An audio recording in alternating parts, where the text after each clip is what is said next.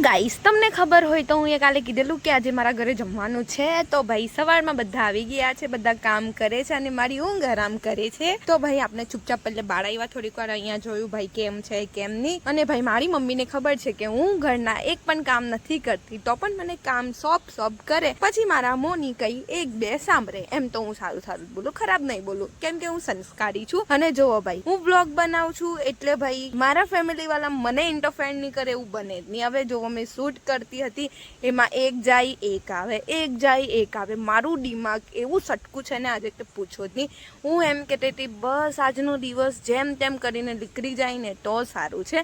પછી મેં વિચાર્યું કે ચલો થોડીક ફેસ કેર કરી લઈએ. પણ જે પણ કેવું ગોલું બરો બીતે તો આનાથી મને તો બડી મજા આવી એને બીવડાવવાની. અને ભાઈ મેં જલ્દી ફ્રેશ થઈ ગઈ હતી અને પછી સૂઈ ગઈ હતી કેમ કે મારે કંઈ કામ નહીં કરવું હતું એટલે. અને પછી 5 વાગે ઉઠીને હું આવી છું બર્ગર ખાવા કેમ કે મને ભૂખ લાગેલી એટલે. અને ગાઈસ અમે લોકોએ સિપુને વિડીયો કોલ કરેલો કેમ કે એ ગઈ છે દમણ. તો હવે એ અમને કહે છે કે મને મૂકીને એકલા બર્ગર ખાવા ગયા છો. અમે કીધું કે ના બેન તારા ભાગનું મેં એક એક્સ્ટ્રા બર્ગર ખાઈ લેવા, તું ચિંતા નહીં કર. અને પછી ગાઈસ જોડમાં એમ બોલી કે કોઈ લાઈક નહીં કરતું હમણાં વિડીયોને, પણ કંઈ નહીં તો હસી મજાક છે. પણ ચલો અમારું બર્ગર પણ આવી ગયું હતું અને અમે ખાઈ પણ લીધું હતું.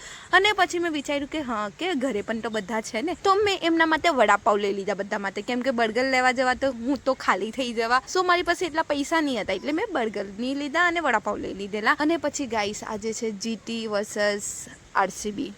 જો ગાઈસ મેં કોઈ કમેન્ટ નથી કહેવા માંગતી ને મેં ઓલવેઝ જીટીનો સપોર્ટ કરું છું ને હમણાં પણ. અને ગાઈસ જ્યારે જીટી હારેલી હતી ને તો સાચું કહું ને હું લિટરલી રડવા જેવી થઈ ગઈ હતી ને મેં વ્લોગ પણ શૂટ નથી કર્યા તમને કહ્યું ને તો. બટ મને એમ પણ કંઈ કમેન્ટ આપવાનું ઈચ્છા નથી થતી.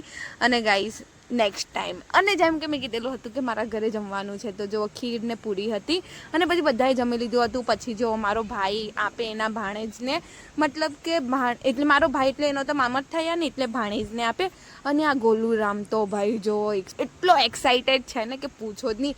પહેલે બધું જોઈતું છે પણ પહેલે મોટાની વાડી આવે પછી નાનાની વાડી આવે. અને ગાઈસ જો આશીર્વાદ લેવાનો હોય તો આશીર્વાદ પણ ભણીને આપતે તો એમ તો મામા જ આપે, માસી નહીં આપે એટલે મારો નંબર નહીં આવેલો. પ્લસ જુઓ એટલો ખુશ થઈ ગયો આવેલો ને અમને તો ખબર નથી મારા મામા મને બોલાવશે કે નહીં બોલાવશે, પણ બોલાવે તો પણ કંઈ નહીં ને નહીં બોલાવે તો પણ કંઈ નહીં.